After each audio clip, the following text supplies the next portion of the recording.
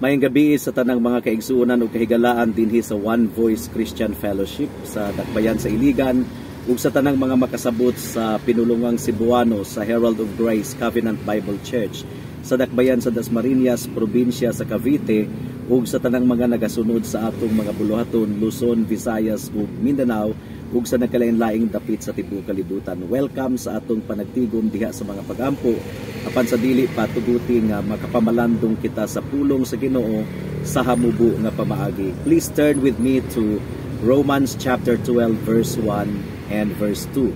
Romans chapter 12 verse 1 and verse 2 ang giingon dinhi mga kaigsuonan. Busa hangyoon ko kamo mga igsuon tungod sa mga kaluoy sa Dios. Sa pagtugyan sa inyong mga lawas, ingon nga halad nga buhi, balaan ug inangpunon sa Dios.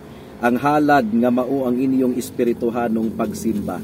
Ayaw kamo pagpahiuyon ining panahuna sa kalibutan, kundili usban ninyo ang inyong kaugalingon pinaagi sa pagbag-o sa inyong salabutan, aron inyong masuta kung unsa ang maayo ug hinangpunon ug hingpit nga kabubuton sa Dios.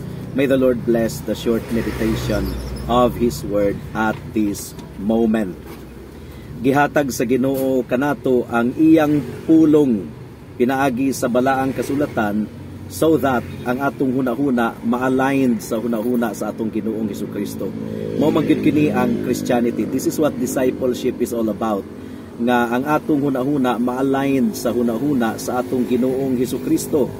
We should begin to think like Jesus Christ thinks.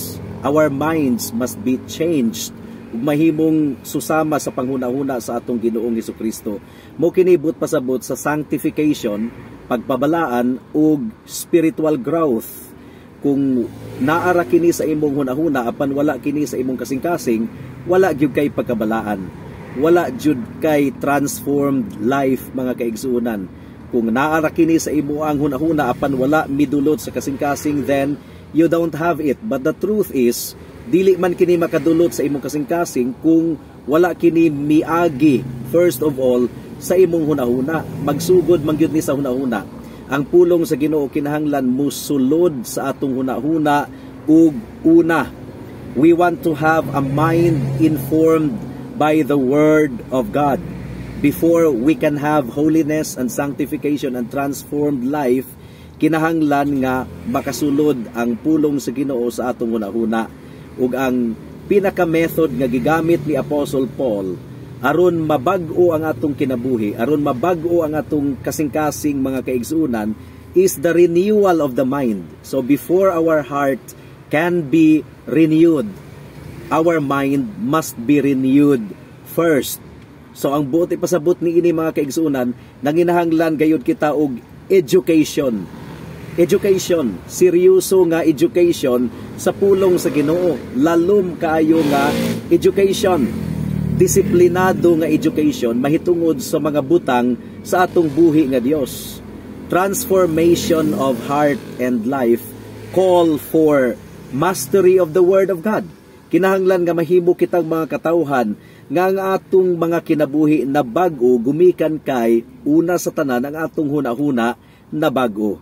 So most of all, ang atong renewed mind mapakita kini sa atong reliance sa Bible. Kaya ang Bible ramang gyud mo'y makapabag-o sa atong hunahuna. It is the only infallible rule for faith and practice. Pinaagi sa kalamdag sa balaang kasulatan, atong masabtan ang karakter sa atong Ginoong Hesukristo. Atong masabtan kung unsa ang mga butang nga iyang ikahimuot. Atong masabtan kung unsa ang mga butang nga makapahatag kaniya og kahimayaan. Ang kalinaw nato diha sa Ginoo mahimong posible pinaagi sa pulong sa Ginoo. And true rejoicing, gumikan kay ang atong mga sala napasaylo pinaagi sa gibuhat ni Kristo didto sa krus sa Kalbaryo, pinaagi sa iyang dugo ug pagkamatarong. And true rejoicing, gumikan kay ang atong kinabuhi na transformed na bag-o ato kining maangkon. But first of all, kinahanglan ang pulong sa Ginoo musulod sa atong hunahuna ug una. Again, before heart transformation can be possible, there should be transformation of the mind first. And that means kinahanglan nato ang education sa Word of God. kinahanglan nato ang pulong sa Ginoo. Ug hinaot nga kita dinhi sa One Voice Christian Fellowship mahimong makugihon alang sa education sa Word of God, sa Bible study, sa pagtubo nato sa kahibalo sa pulong sa Ginoo. Ug sa atong mga pag-ampo karon, mas makaampo kita nga adunay confidence kung ang pulong sa Ginoo mao ang nagpanglihok sa atong kasing-kasing una-una. For then, we will trust in the promise of God based upon His Word. Pagampo kita.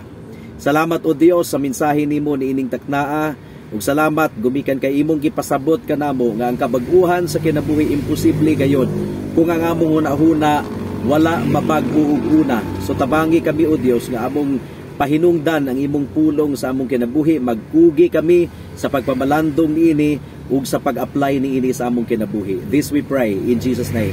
Amen. Daghang salamat sa pagpamati sa pagpamalandong sa pulong sa Ginoo. God bless us all.